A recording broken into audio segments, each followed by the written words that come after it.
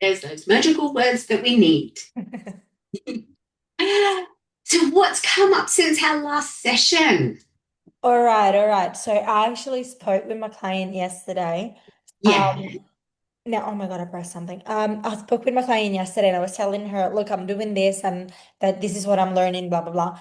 And I was telling her about pretty much like what we did with myself last time. I was like, look, there are four stages in life, and like you learn a lot.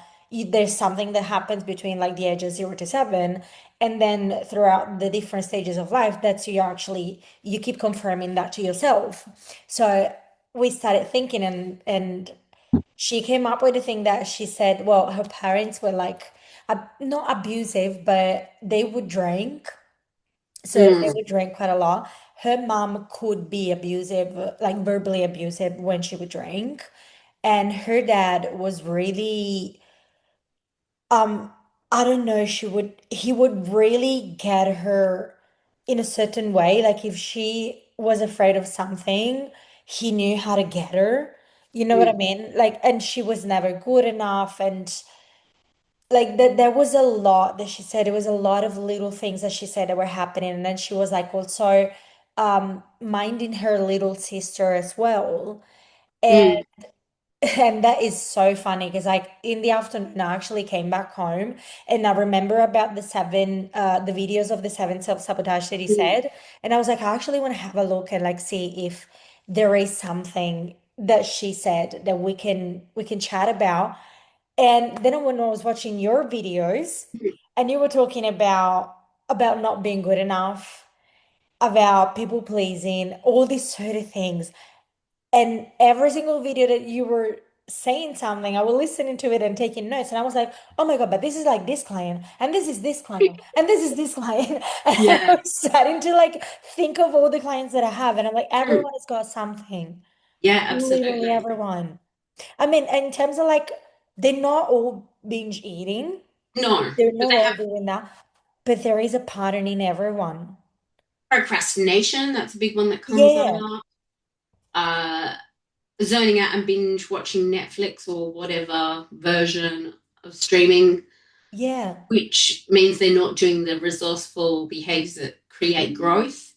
So that yeah, there's always something more that's there. I have like another client of mine.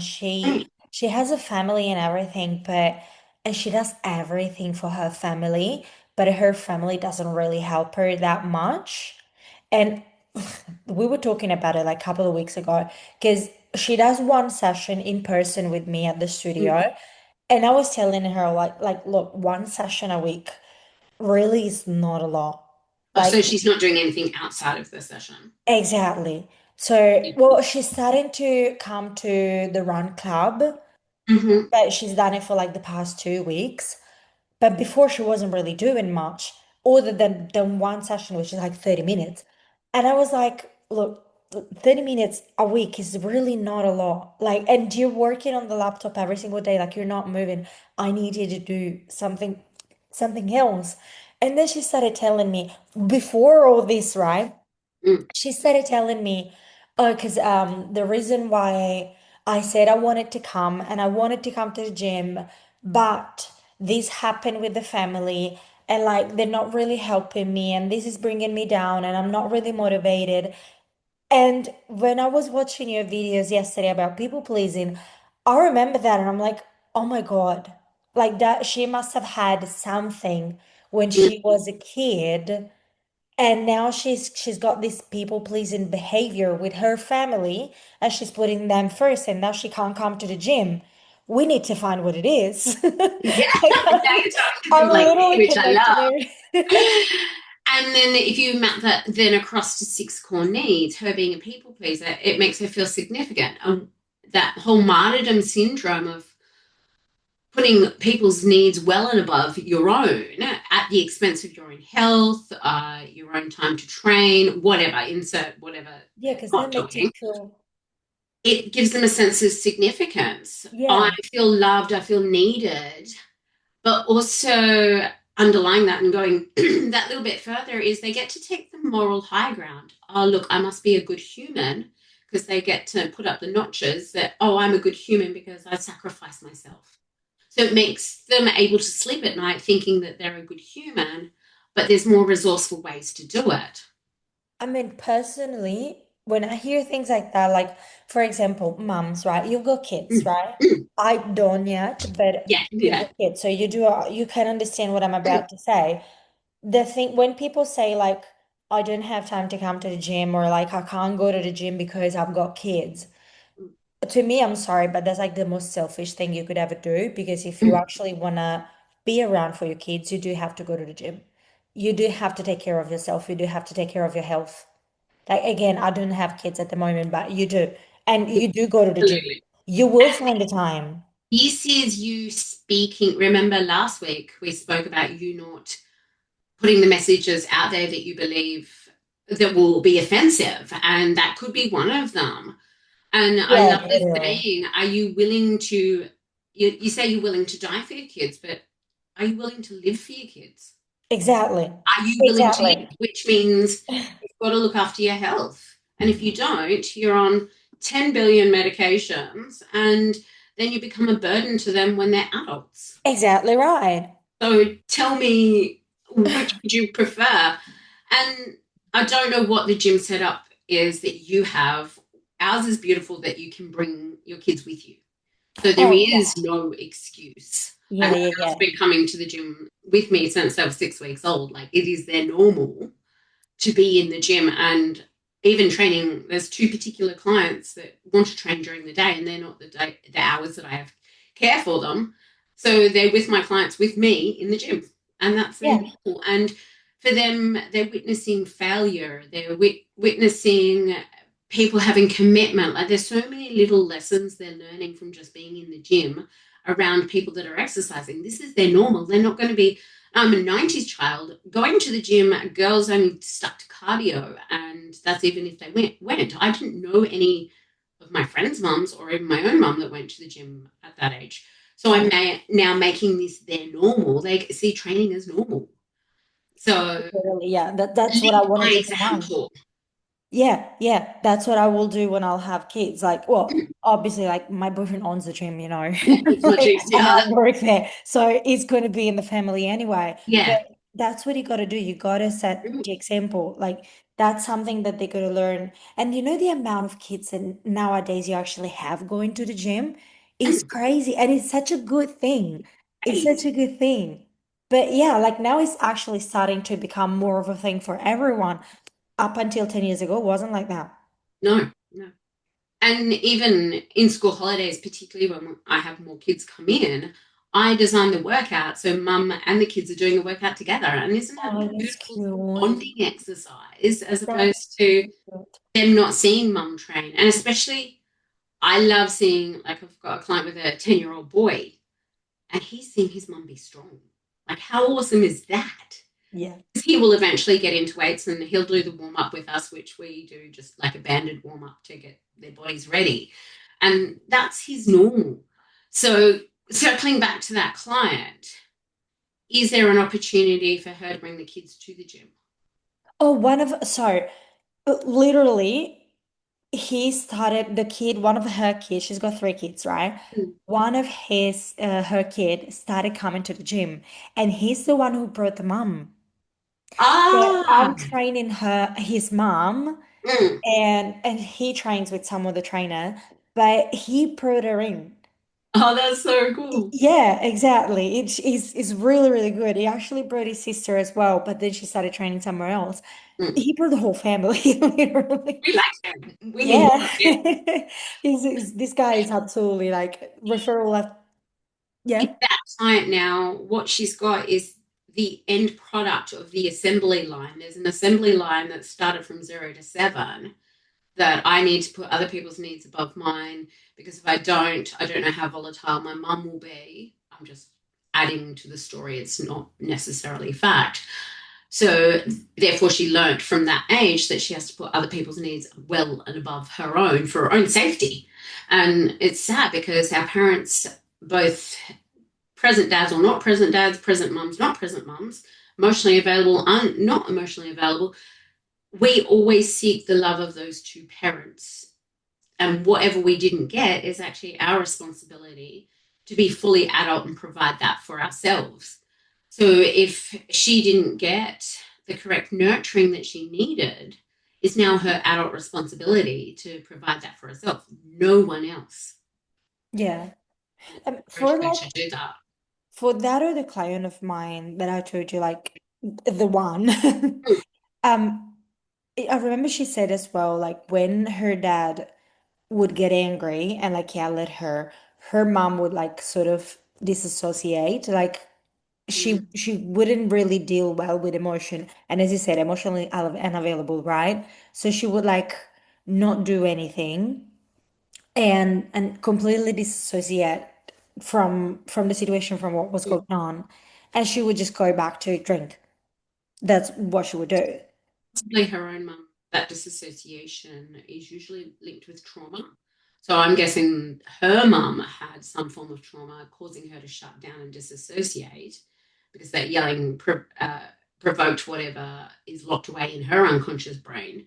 But then for your client, it's like, oh, here's further proof that my mum doesn't love me because she doesn't have my back. She's not going to stand up for me. And mums are meant to be the maternal one, the protective one that will always have your back from a nurturing standpoint. And it just backs up more belief that she's not worthy, she's not good enough.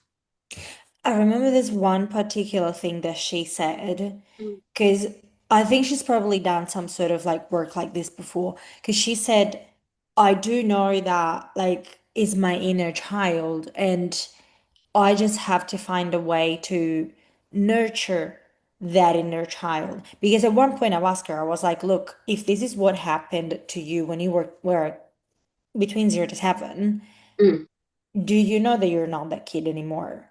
And she was mm. like, yeah, I do. I do know. But I just need to find a way to nurture that kid and make her understand that she wasn't the problem that caused all this, that I know that I have to get back to that inner child and like care for her and make her understand that now we're safe and we're fine. So at this point though, would that be like a psychologist kind of job, or can I still step in and help her? We weeks session 6 or 7, 6, I think.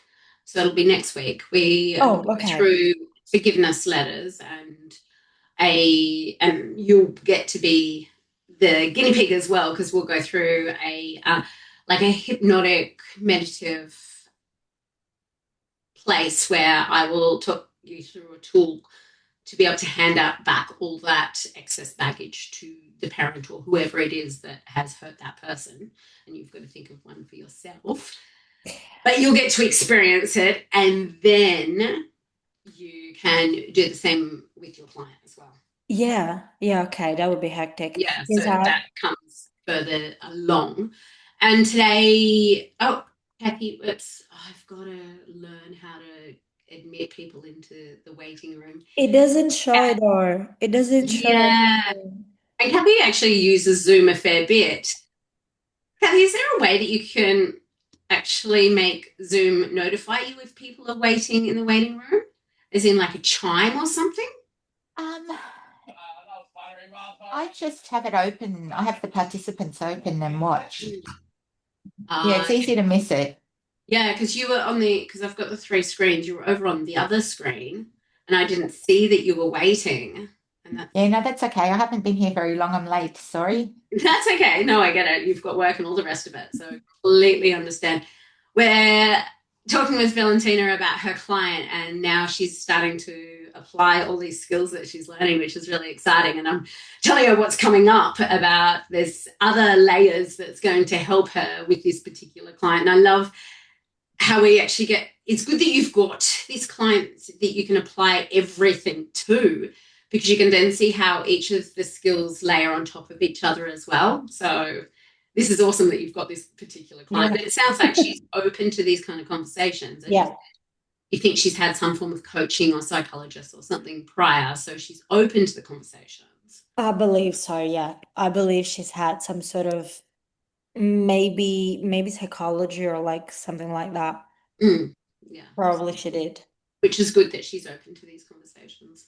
yeah, we'll get to how to help her even more. And today we're layering more of that, which is about the secondary gain. So we will start the slides now. See, Kathy, perfect timing.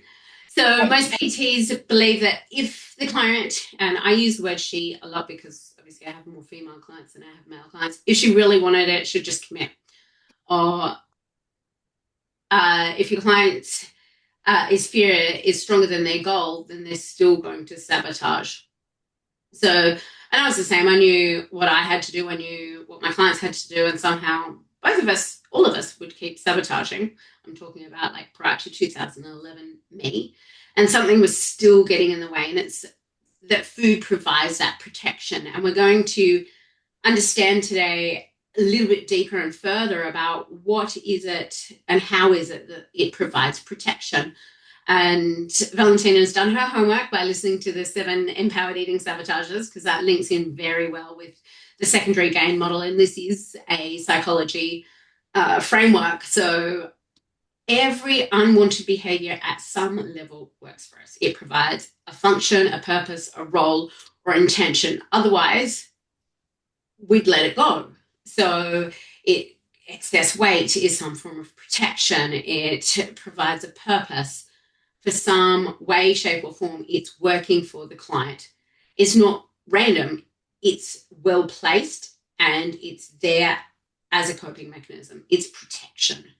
And if we can understand that it comes from protection, and we've got to find out why. And this is where you get to be the investigator. You shine the torch in the little dark areas of their life and go, well, if she lost weight, what would that expose her to? And if you think of this particular client, Valentina, if she shifted weight and was her ideal body shape, what would she be open to? I would say comfort and identity, but also rejection. Like knowing her, because I've been training with her for like a year and a half. So what I know about her, right, I would say definitely loss of comfort, because she reverts a lot to food for comfort in any like stressful situation. Loss of identity, as in like she doesn't, and this is a conversation we actually had once about identity. She's always seen herself as someone who is trying to lose weight. She's never seen herself as someone who takes care of her body, which is a completely different identity. Yeah. We did talk about this once and this came up. But rejection, I mean, with the rejection, I mean, it's more like because of she never really had like a lot of relationships in terms of like partner. She was married and then they split up. But if she goes back into the game, I feel like she will feel as in like I've put all this work in and I've lost all this weight. And if I can't find a partner and they reject me, that is really gonna hurt me way more. Yes. Yep. So if I am not a body shape that the opposite sex finds attractive, then I'm not opening myself up for rejection or to be Yeah. hurt. Yeah. Exactly. And so therefore it's playing really, really well. And another version of that is if I shift all my weight, I might cheat on my partner. Or if I shift all the weight, I might get unwanted attention. I don't know how to deal with it. There are other stories I've heard. So the weight. Or one person, they have flagged that once the kids get bigger, they want to leave the relationship. But what if I shift all the weight, I find the man of my dreams, and I have made a commitment to stay until my kid is 18. Therefore, I won't be able to pursue this ideal relationship with this ideal man. So you can see how, the layer. yeah, so she won't tackle the shifting weight part until the child gets to 18. Wow. Yeah, there's so many layers to that. So yeah, identity. But I want to circle back definitely to the rejection piece. It's if the men reject me, then that's going to confirm that whole uncomfortable, scary truth that I am worthless because my parents rejected me. See how it's linked? rejection is linked back to those 0 to 7 age group and those stories and beliefs that we create about ourselves back then. What if I'm right? What if I'm worthless? What if I'm not worth loving and my parents rejected me and then the guys reject me as well? So you can see now how the weight becomes a function. It provides a function, it provides a purpose. There's a role to it. So you've got to do that initial bit is going back to the 0 to 7 where they accuse themselves of whatever unspeakable truth they accuse themselves of.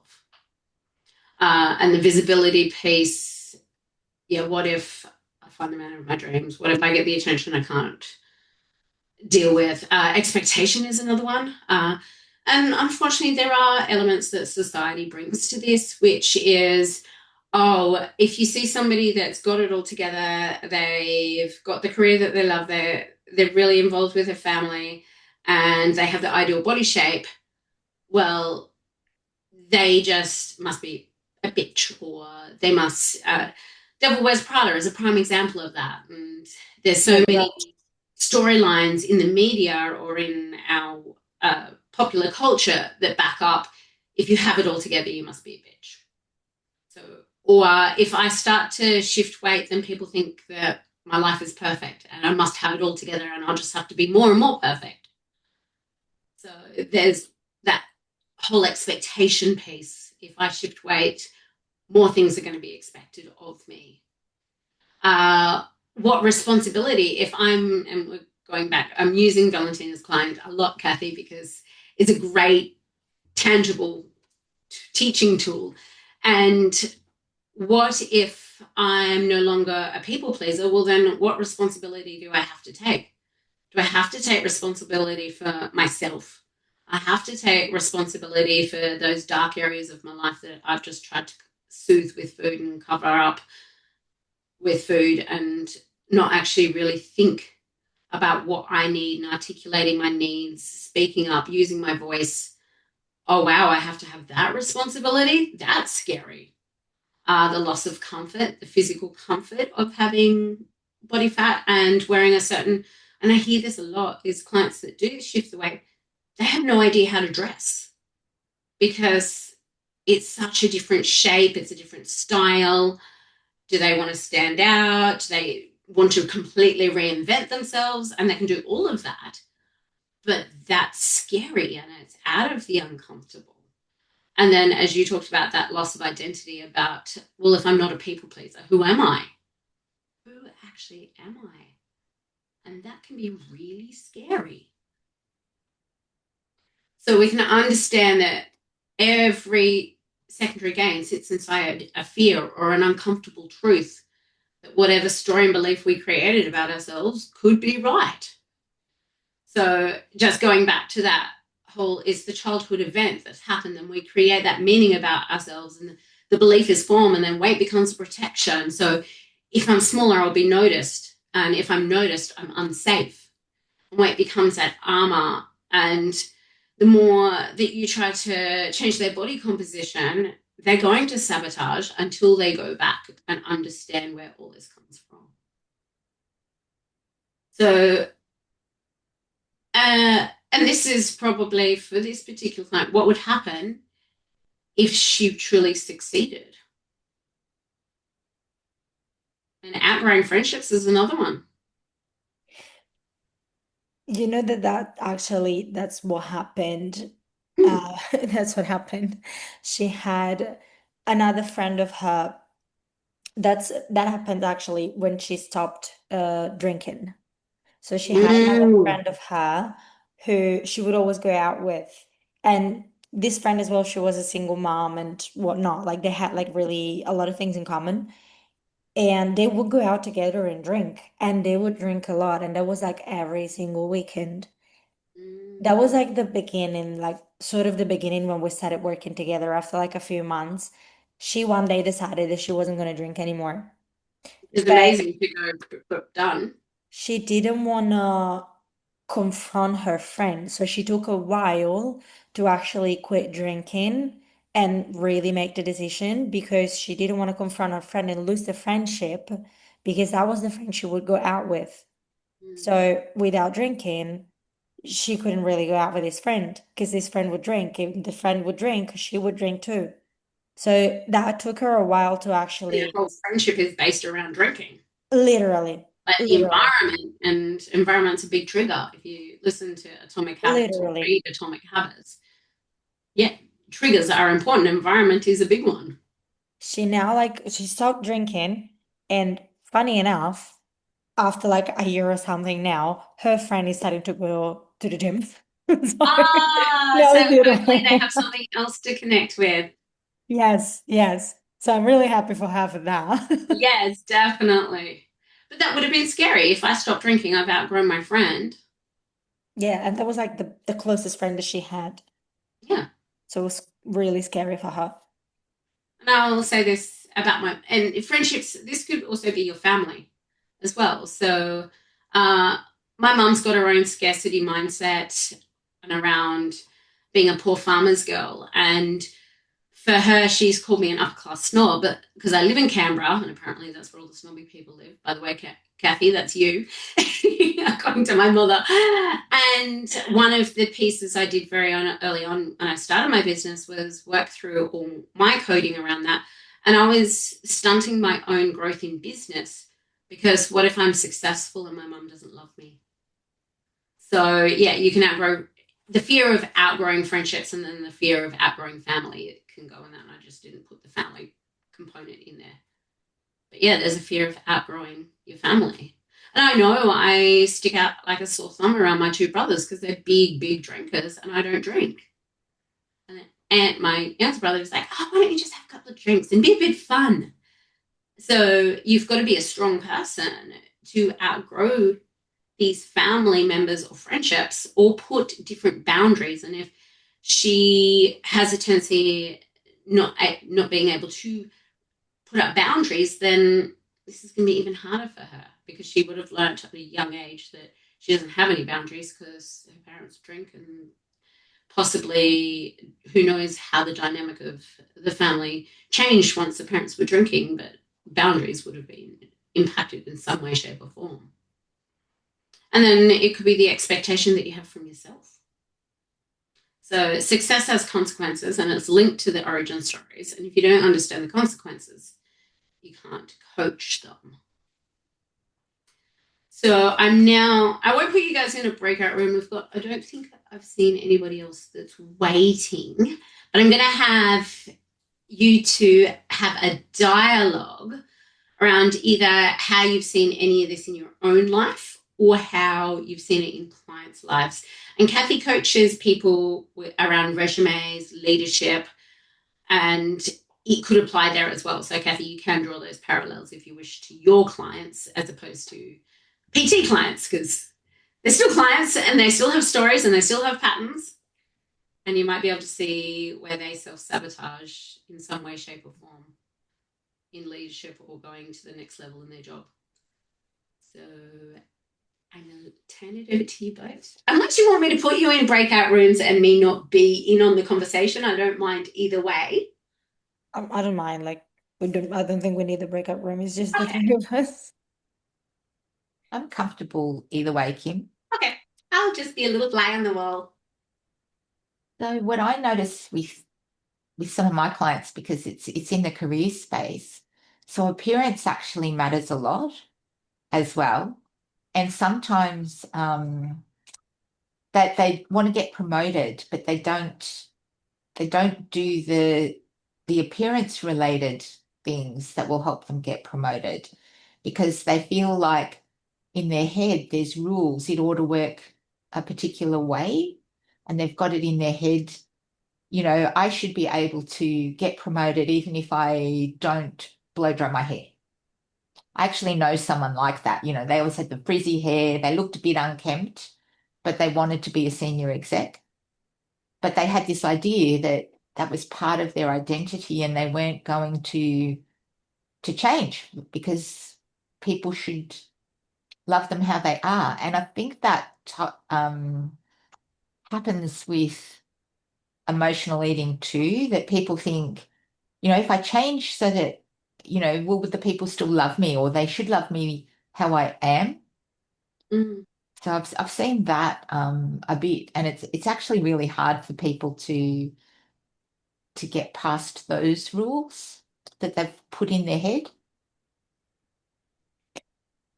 It's funny you say about the appearance bit in the career path because that's one of the things that I've always seen a plus, like not a not a bad side effect, but a good side effect of actually taking care of your body. I've always seen it as, yeah, like if you take care of your body, you have, first of all, you have way more discipline compared to someone who does not go to the gym or does not track their food or whatever. But you have way more discipline, which translate then to your job, your daily life. And also you're just like, you dress differently, and it's true. You dress differently. You tend to take care of your just physical aspect way more. Although I see people thinking about it as in like this is just superficial. Like I get both sides. This is just superficial. I don't really care. And I should be able to actually get promoted with just the way I am. And on the other side, there's also the I do want to do this because I actually want to get promoted. So I see both sides in my career. Yeah, I can imagine that you do. And I know that this is something that Kim and I've worked on for me as well, that um, I didn't realize that I had some structural imbalances in my body. And when you train underweight, you discover them really fast. So Kim helped me discover some of them really fast. And we really worked on my posture, and I can see a difference in my work, in my See, workplace. I didn't go for posture. I went for, I've always been sporty. So I went because I wanted to work on my health. But the posture thing was a real bonus. but what And about health? in my place of coaching, I encourage people probably to go to the gym, because when you walk into an interview and you're meeting someone for the first time, that first impression's very influenced by not the superficial part of your appearance, but by that subconscious Yeah. width of your chest and whether or not you're symmetrical. There's a whole lot of things our brain does. Look, you know that that's actually like a way of like your brain decided if you like a person or not. The more symmetrical a face is, the more you like that person.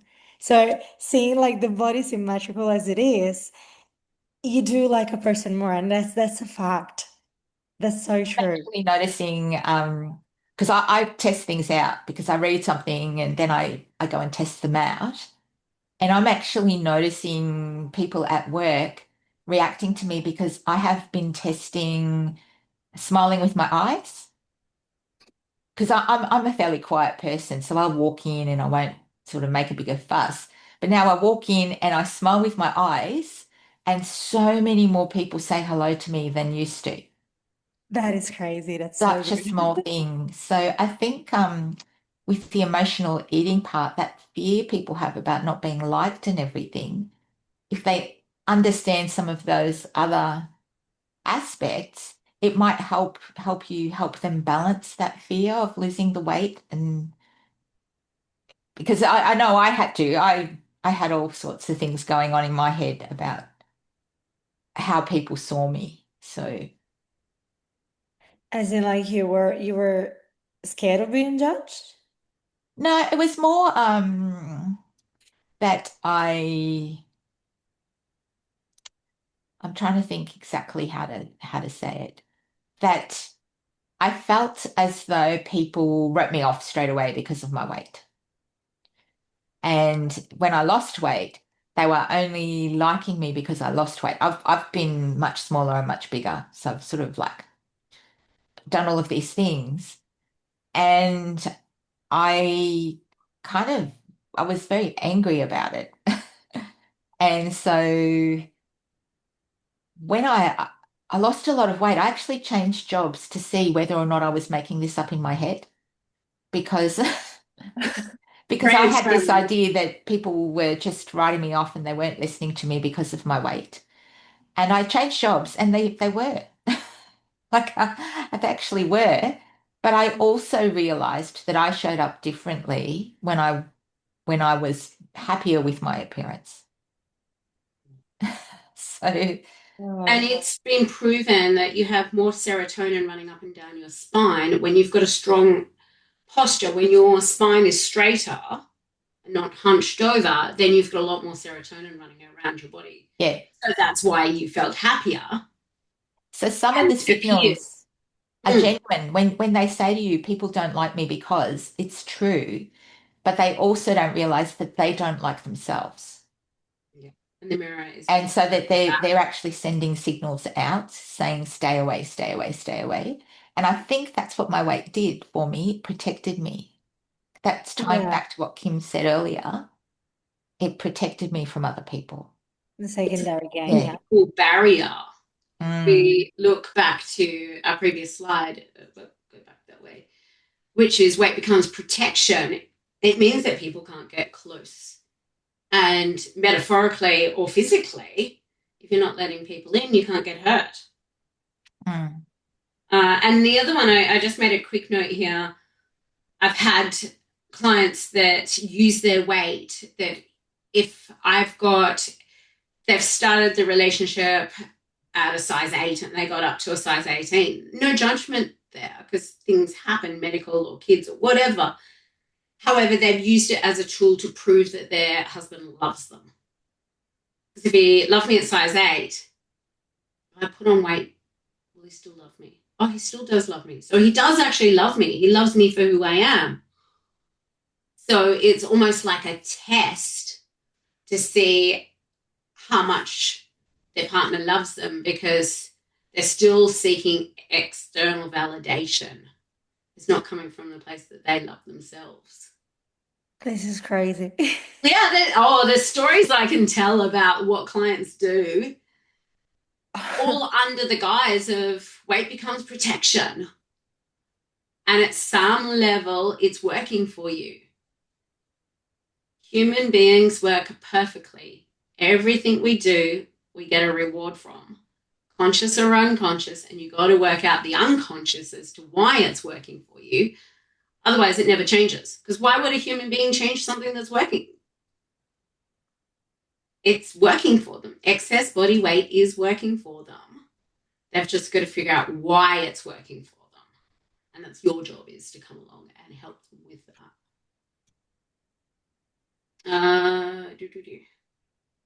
Yeah, fear of success is a big one. So under every secondary gain sits fear. What are you holding on to? Is it avoiding visibility, authority?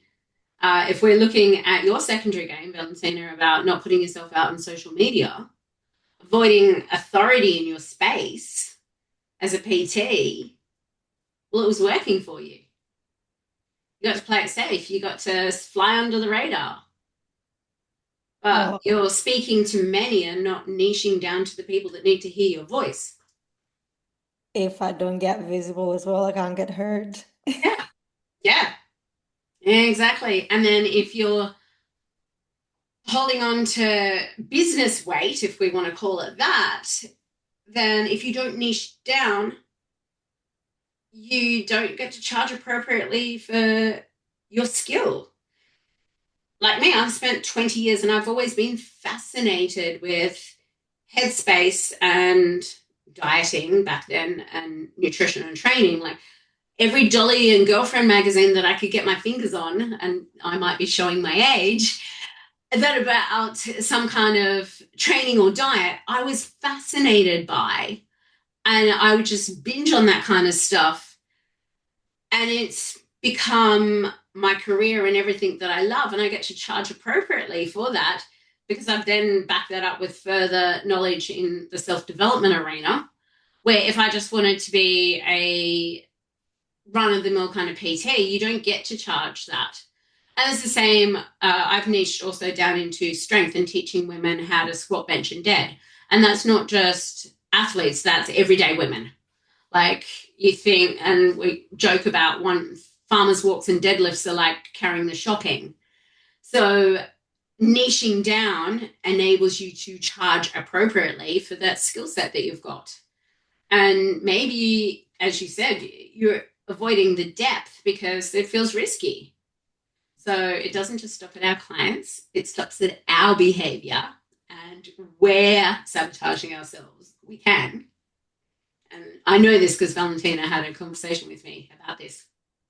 So the uncomfortable truth, if you're trying to remove the behavior without removing the fear, you just increase resistance, and that kills your retention and it kills your referrals, and it affects your revenue. So it's not just about the psychology. This is about your business and how do you get to grow your business. Okay, so there's three. Lyndon, are you able to talk? Or are you just listening in? Because I don't mind either which way. And you can use, I don't have my chat box open. Actually, I haven't used this chat box at all today. You're off mute. You can talk. Maybe your microphone is not up. There we go. Yep, cool. Yeah, I should be able to talk for a bit. Yeah. Yep. Okay. I did this earlier with the ladies. I could either put you in a breakout room without me, or I can be the little fly on the wall. And Lyndon, I don't know if you might be able to use a friend or yourself, but I want you to each come up with a story and share it amongst yourselves, and you're going to coach each other. So you're going to ask that person questions about their secondary gain. So take a moment to think, first of all, is it you or a client that you're thinking of? And then you're going to share a bit of a synopsis or a story about that person, and then what you think her secondary gain or protection, why you think she's protecting. And is this why you might be protecting yourself? Someone who starts strong and then drops down? Yep. Oh, and repeats cool. The pattern of the yo-yo dieting, or the emotional eating, or the self-sabotage, or the procrastination, or the not posting on social media. So I'll give you a couple of moments, and then you're going to coach each other.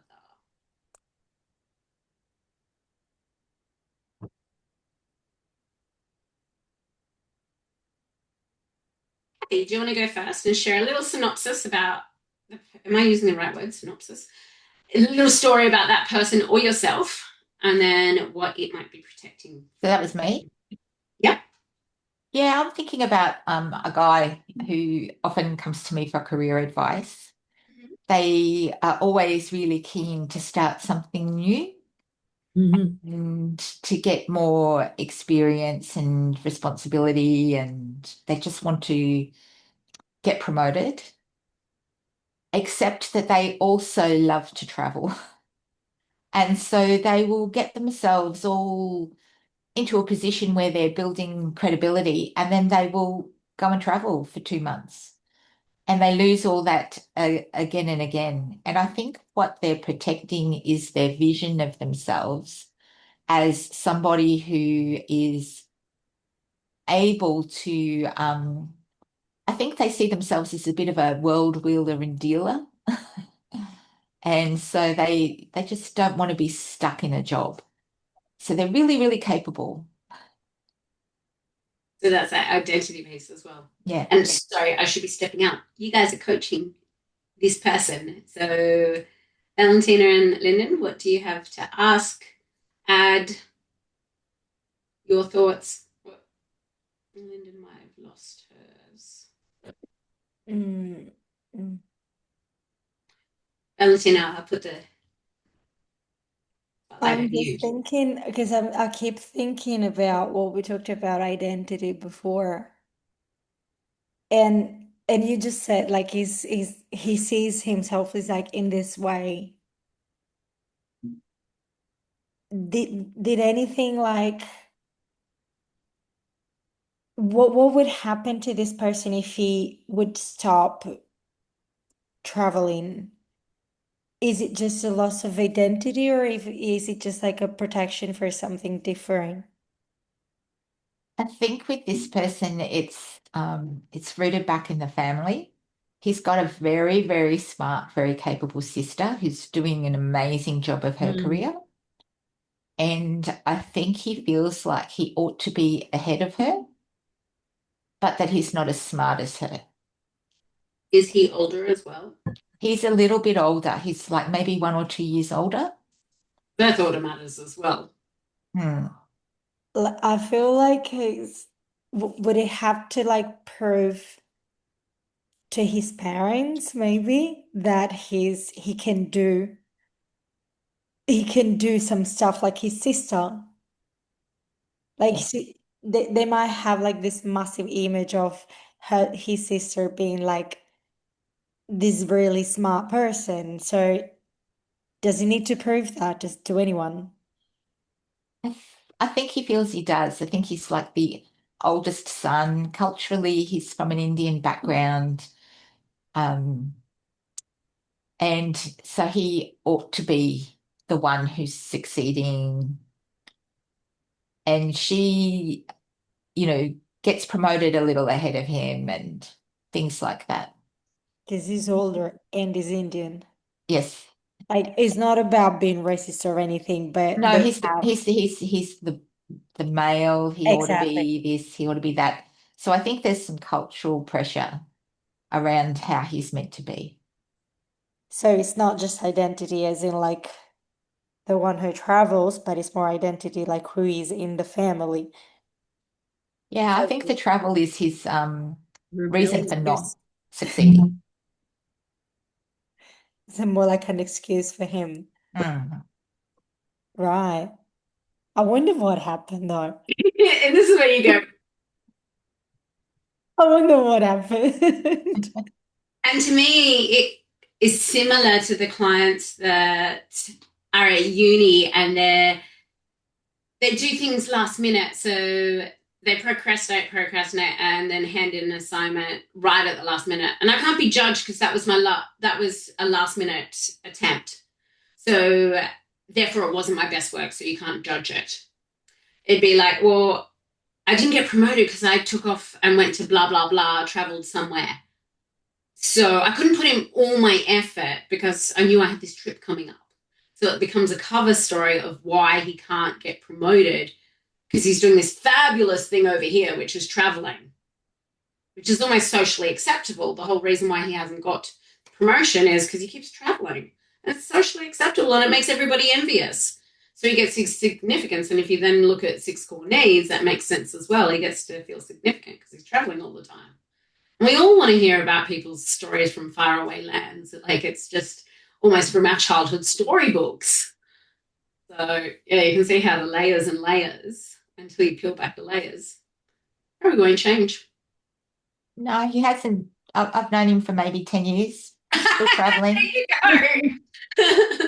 Success leaves clues, and so does not achieving your desired result leaves clues. Patterns. It's crazy for 10 years. Yeah. Wow. Valentina, do you want to have a go? And then the ladies can. Oh, sorry, Lyndon, do you have anything you want to add to that conversation? No, well, actually, no, but so yes, sort of the flip side also of what we're talking about that if he does and I don't know how to phrase it as a question, but what I was thinking was the flip side of that, if he does become the responsible, fabulous working person, then he has to give up the other bit. He can't see how it can sit together. I think there's an element of that. I think he feels like maybe if he doesn't travel, he'll have to do the, get a house, get married, have kids pathway. Yeah. And that doesn't fit that jet setter lifestyle. Responsibility, right? Yeah. I Which think goes that's back to also the going on. other slide about responsibility. That's a good Yeah, insight, Lyndon, because you don't know him, but you picked it. right. Okay, Valentina. I want to bring myself forward, actually. Ooh, good. I like this. Yes, because I feel so I didn't actually use the I want to see if my partner loves me. It wasn't for that. But we both did gain a little bit of weight since we've been together, like the past 2 years and something. And every time I say like I try to lose weight, which I felt also, and I think that goes back to the authority and the visibility as well. Every time I kind of like try to lose weight, I couldn't really focus as in like I've done it so many times.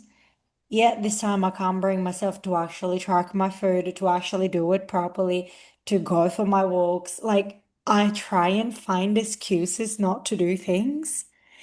And I think that is going back to if I actually do it and I will show my journey, I will get visible. People will see me. Like, so I think in a way I'm trying, and again, like I didn't gain like God knows how much. But I think I'm still trying to sort of protect myself in that way. So if I don't do that, I'm not going to share about it. I'm protecting myself because I'm not going to get visible. I think that's what's happening now. Ladies, do you have questions for her or observations? Can't hear you. Oh, me? Can you hear me? Yeah, you've. I can hear you. Oh, Oh, Yeah, I can hear you. okay, good, good. oh, that's better. Oh, sorry, it was me. Ladies, do you have questions and observations? I have a question.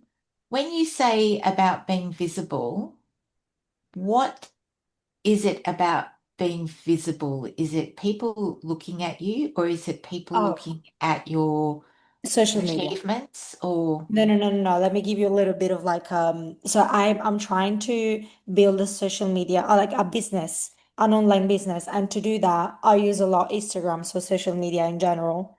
Like I'm trying also TikTok as well, but getting visible in that way, as in like people actually looking at photos of me or like my reels and the things that I say, the way that I coach clients, like literally looking at how I do things to possibly work with me. And that scares me.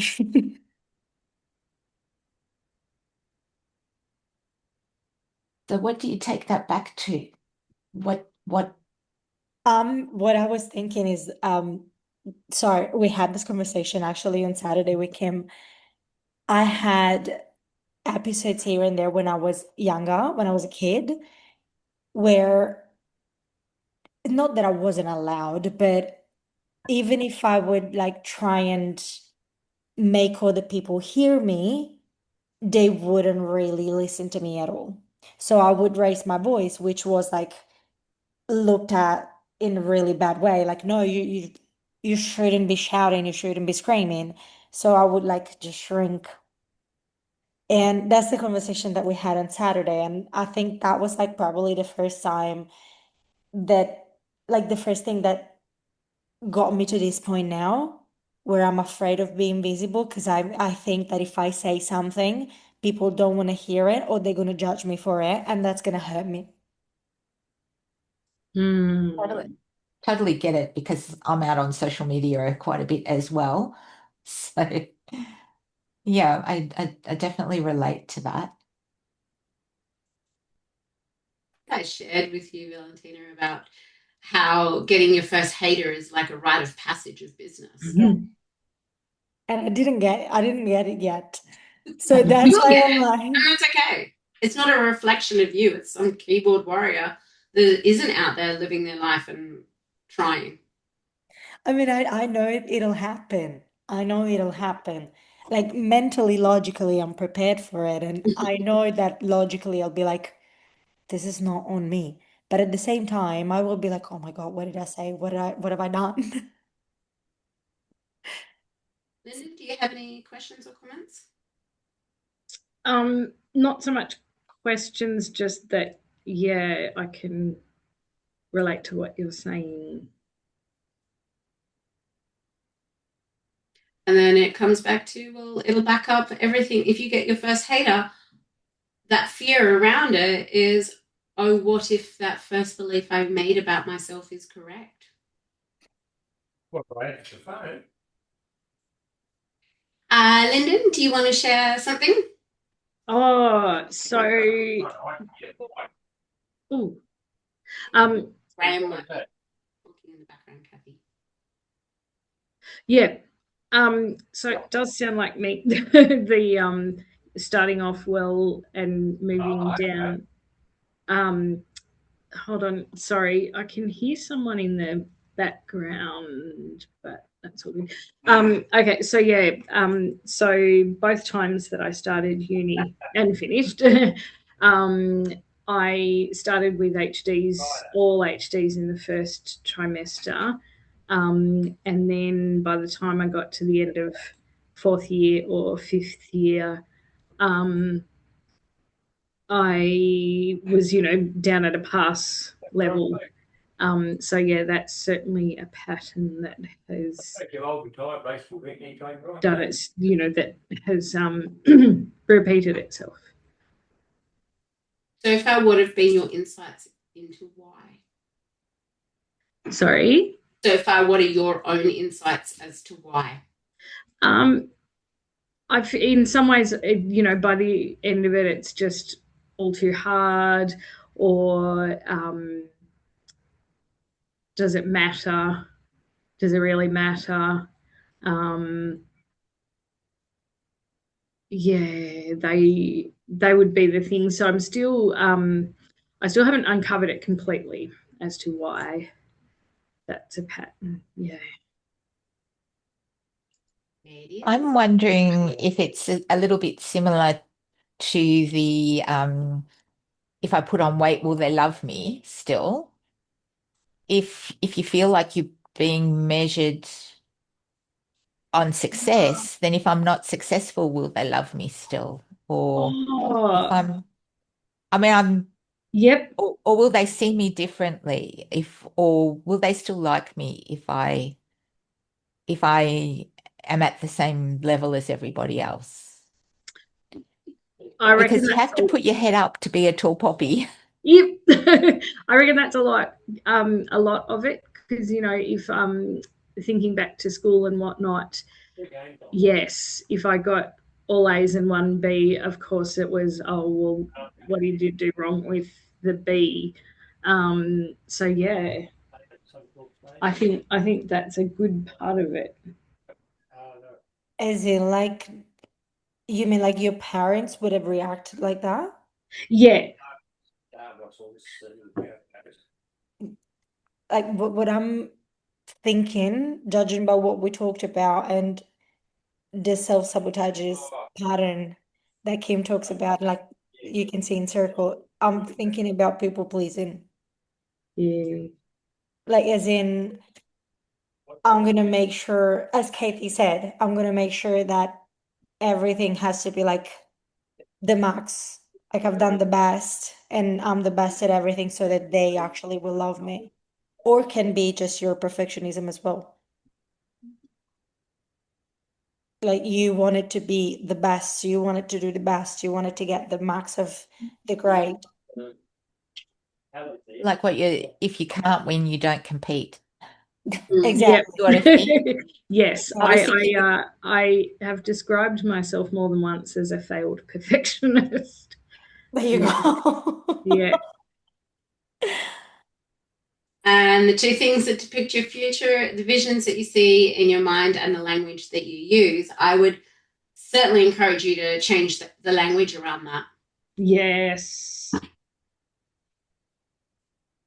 it's a little bit like putting yourself out on social media is like putting your head above the water. Um, and the getting the distinctions is putting your head above the water. And I guess that's what we're protecting ourselves from a little bit, is not being visible. Mm. And so it's really interesting, like the turning that around, because if you know what you're afraid of, it starts to help you work on it. So like um for me, I think it was I'll make a mistake or something in public, and then people will be upset with me. And then I sort of realized that you know, sometimes when other people make mistakes, I don't get really upset with them if they post something and they've got a spelling mistake in it. Mm. Um, so now I used to want everything to be perfect before I posted it. And now I'm actually putting up videos that, you know, have reflection in my glasses and things like that. And it really doesn't matter because I'm focusing on sharing the message, not how my glasses look. But Mm. but a ring light in my glasses would stop me even putting it up. So that's that perfectionism, I think. Mm. I think we've probably all got it, Kim. Yes, I'm a recovered perfectionist. You'll probably find spelling mistakes in my slides. You see videos that I've posted that, look, I'm like, I don't care. It's still the message out there. I didn't say it exactly how I thought about it in my brain because I have a tendency not to talk with notes. Just a side note, funny story. Billy last week, Billy's my husband, and he was like, oh, have you practiced? And where are your notes? Like, you're going to do this presentation, but does it allow you to get access to your notes? I'm like, oh, you haven't seen me present. I don't run by notes. You know how you have a show note or what presenter notes, and I don't need to practice. But he's got perfectionism that he hasn't worked on. He's got OCD as well. So yeah, a couple of notes that I made was they're too hard. Lyndon, when you're talking about the 4-year degree, and it's all just too hard. And that can relate back to people's journey with shifting weight, as well as, again, it all goes back to those coding years of 0 to 7. I was complaining to Jamin, who's my coach, about business being hard, like it's hard to get leads, or an example like this where I've got 64 people that applied to do this, and there's only 3 of us on here. But somewhere along the lines, I made the story that this stuff had to be hard because my life had to be hard.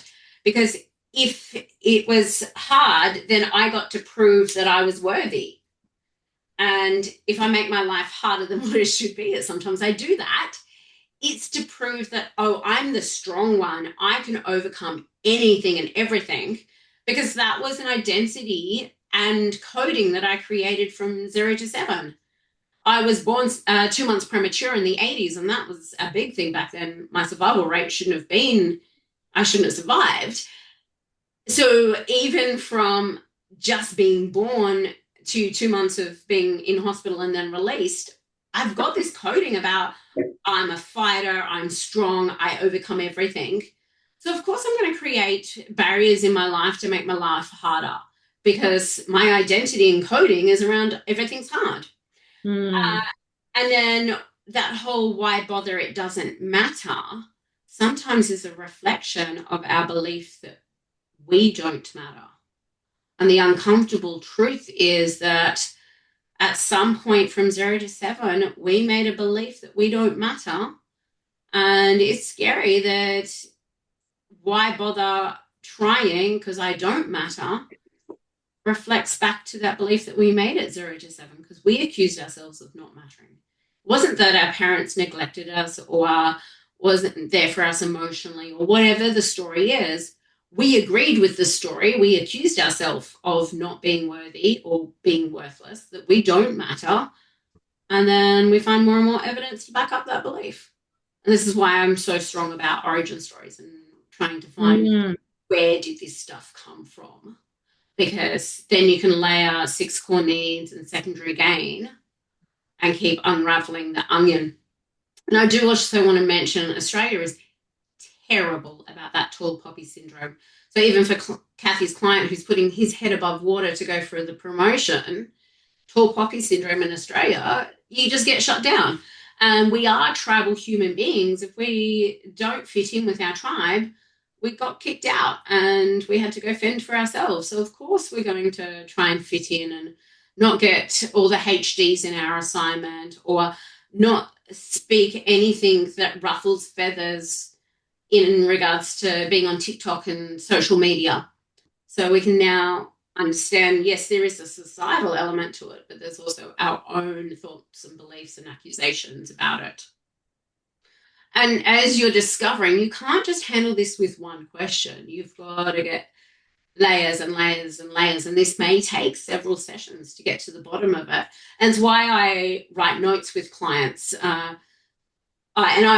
Valentina, I'm a bit old school and pen and paper, and I've even written notes talking to you guys, because when I'm writing and talking to a client and asking these questions, it enables me to join the dots. And then all I do, very old school, photograph it and send it over a text message. Yes, there's sophisticated ways, and you'd have to get permission from your clients to record the session, say in Zoom, and get it to do transcripts and stuff for you. There's definitely much more sophisticated ways. You just be okay with your client. You've got to check with them first. And we didn't do it at the start of the session because we did it in our last session, but it always framed the start of the session. This is a confidential space. It's judgment-free. You won't judgment-free from myself, but also judgment-free from yourself as in the client, because that way you get the most out of the session. So do try and frame every coaching session with those parameters, because that then creates that safe container for the client to be able to go deeper into this kind of stuff. So I hope that's helpful, and that's an important bit to definitely look at. Can I get some takeaways? Kathy, what's your takeaway so far? What's interesting for me is that the questions that we ask are really important. That would be my takeaway. Linda? And ask as opposed to telling. That's what I struggle with. Yes. Because if you tell, they don't take it on, they don't own it, they don't change the behavior. And sometimes it can be frustrating. You see it with bright, shiny lights. There's a neon light flashing at you, but you can't tell the client. You've got to get them to voice it. If they don't say the words, then they'll never own it. Yeah. Valentina? I feel like the thing that I've taken away the most has been the protection. Like this layer of protection that we actually use for everything. And there's just so many different causes for it. It's just And it can look different as well. So another coaching session, it doesn't always come back to health and fitness. Client would keep her house really messy. And the reason being is that she wouldn't let anybody in. So she wouldn't let people come visit her in her house. So it was protection from the outside world, because she didn't have clear boundaries of telling people, oh, look, you can stay for an hour, but at 6 o'clock, I've got this, and this happening. Or she couldn't speak up and articulate her needs to her friends about leaving her house at a reasonable time. So she just kept her house messy and then wouldn't let people through the front door. Because there's so many people that won't let you in their house when their house is messy. You can see how it's patterns. It's all pattern recognition. And once you start to identify the patterns, it does apply to other areas of your life. And when you get into more of the life coaching space, it doesn't just become about the nutrition and the training. It becomes about all the other facets of their life. I have to go. Yes, that's okay. I do realize that, it is time. We are back here at 1 o'clock tomorrow, Canberra time. So I would love to see you. I have had a mind blank as to what tomorrow's session is, but it's going to be fun. I know that much. And actually, I have it quickly on my phone. I'm pretty sure I can double check. I did a screenshot because I sent it to one of the other participants. What is tomorrow's session for? Identity, beliefs, and self-sabotage. So more and more of this stuff. Yay! Cool. Keep practicing, keep unpacking your own stuff, and I will see you all tomorrow. Take care. Bye.